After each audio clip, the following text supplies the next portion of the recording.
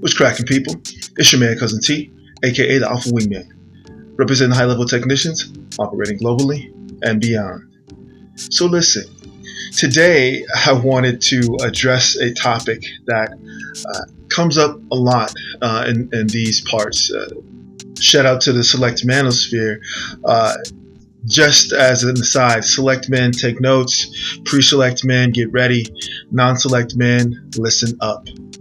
So I get comments and I get emails from a variety of guys at varying levels and degrees of their personal development, all while navigating the steps along their journey to masculine mastery.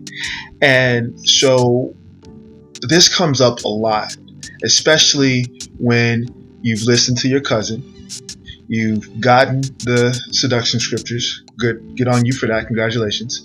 You're on the Patreon side where we discuss issues and topics covering men's reproductive health. Good on you again. Now you've positioned yourself to deliver that Diamond D, that Daddy D, even that Demon D in certain cases. And I'm not just talking about my ASPs out there, the alpha showpieces. I'm including the ugly, sexy players. I'm including the pre-select guys who are experimenting, who are testing different methods and tips and seeing what it means to experience a variety of women. So you get a diverse set of experiences. Every now and again, you stick your dick in crazy. Now, what does that mean? Well, some women aren't necessarily programmed or designed to handle an attractive man who knows what he's doing in the bedroom. And so the results of these interactions can spark a chain reaction that happens in her mind. You can open up levels in her mind that she never knew existed, because she was previously used to dealing with guys who were more career driven or status driven, or had resources handed down as the result of legacy, which is great. That's ideal.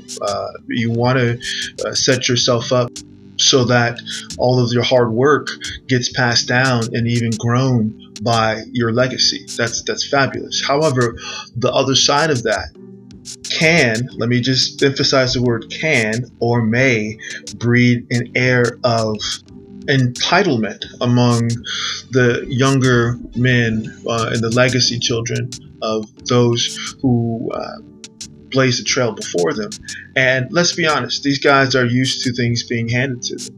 These guys are used to partying in the Hamptons. They're used to jet setting whenever they want on their dad's or mom's dimes, and being in those spaces gives you access to the 100 octane women, gives you access to the natural 92 octane women.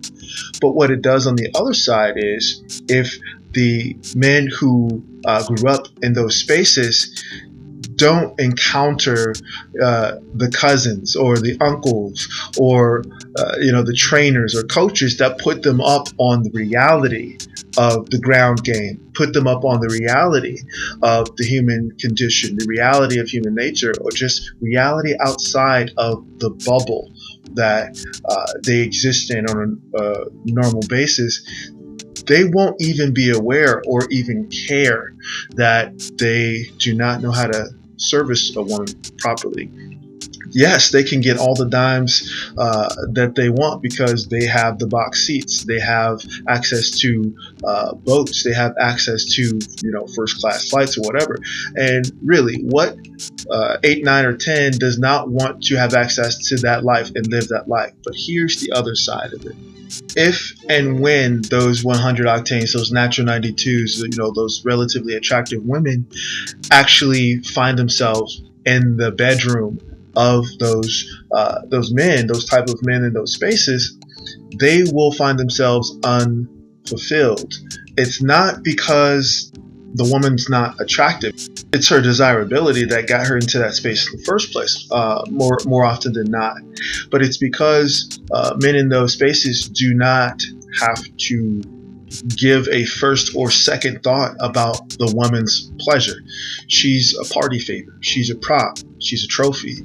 She is ornamental to that space, that world, that lifestyle.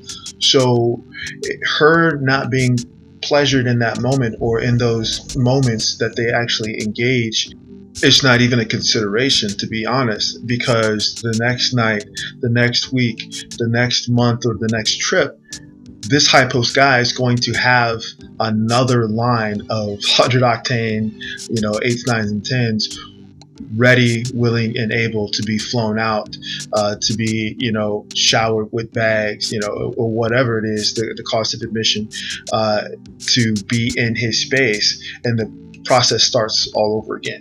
So bringing it back to my guys over here, bringing it back to the ASPs, bringing it back to the USPs, bringing it back to the pre-select guys who are in the quote-unquote male thought professions, which of course are listed on page 23 of my book, The Seduction Scriptures. I think I'll make a separate video for that. But anyway, bringing it back to these guys, when the 100 octane, the natural 92, the 8s, 9s, and 10s woman finds her way to your space, being trained by her at a gym, being rehabbed by her in physical therapy, because a lot of these 100 octanes are, former gymnasts, volleyball players, or college athletes. When they make their way to your space or your realm of expertise, now she gets to get a dose of the other side. Now, she had the lifestyle guy, the high post that could, bring her into that lifestyle bubble. Now she's staring at the kind of guy that makes her insides quiver. Now she's staring at the type of man who is a former collegiate level multi-sport athlete, the type of guy who works with his hands, who understands his natural environment, who has taken his passion and talent for working with the outside world, for working with people, for working with the human body, and has translated that into a profitable vocation, who has translated that into massage therapy, who has translated that into owning a gym, who masters a vocation that requires working in the environment, working with your hands, actually getting to know and trust and manage people on the ground. All of these elements combine to present a man who not only has to have a command over his environment, a command over the management of people within his sphere of influence, but a command over his body. Men who work in physically demanding vocations have to maintain their health to a level that allows them to keep up and to last in these particular vocations. And so he's naturally going to have that strong body, that strong back, those arms, that chest, the legs of a champion. And so when a woman who comes from a space where guys are more polished, postured, and posh, and more concerned about what goes on with their draping on their body, being $1,000 suits or $800 boots or whatever, more concerned about that than what their body allows them to do in terms of moving through their environment, the rugged nature of his masculine frame just hits different. It speaks to her nature a bit differently than the men of spaces that she is used to moving in. And beyond that, don't let her get hit with that ASP Holy Ghost. Don't let her be in the presence of a man who understands how to direct his energy via his verbal communication to the spots that matter in a woman. Gentlemen, this is where we come full circle. Must caution you in terms of observing this woman, observing the type of emotional state a woman like this is in. Now, there's ways to manage that, but at the end of the day, Once you stick your pipe in crazy, she can't come back from that. You have to be able to gauge how you need to manage that particular situation, because it could go either way. You can re-imprint her.